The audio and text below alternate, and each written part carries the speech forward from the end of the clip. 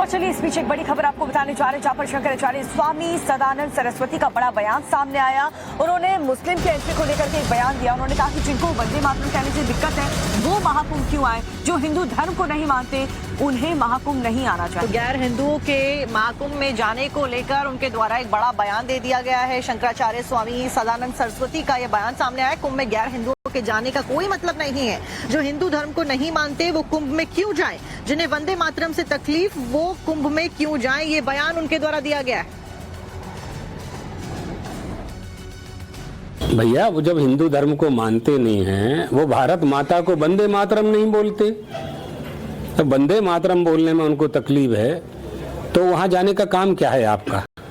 वहां तो लोग धर्म के द्वारा धर्म का संपादन करके गंगा स्नान करके अपने जो परंपरागत तीर्थ हैं उनमें जाकर के प्रणाम करते हैं और पुण्य प्राप्त करते हैं। हमारे लिए तो वो यज्ञ है। उन्हें ना गंगा स्नान करना है, ना वहाँ हनुमान जी के दर्शन करना है, न त्रिवेणी के दर्शन करना है, न आचमन करना है, तो फिर क्यों जाना है, किस लिए जाना है। तो शंकराचार्य स्वामी सदानंद सरस्वती ने वक्फ के उस दावे के ऊपर भी सवाल खड़े किए हैं जिसमें वक्फ ने महाकुंभ की जमीन पर दावा ठोक दिया था। शंकराचार्य ने कहा है कि वक्फ तो कहीं पे भी दावा ठोक देता है।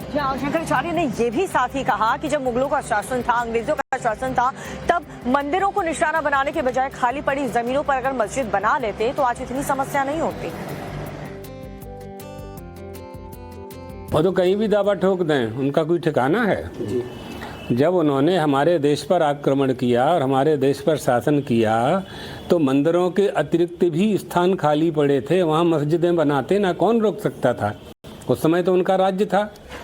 600 साल, 400 साल, 800 साल, 200 साल अंग्रेजों का राज्य रहा, तो उस समय कौन रोक सकता था उनको।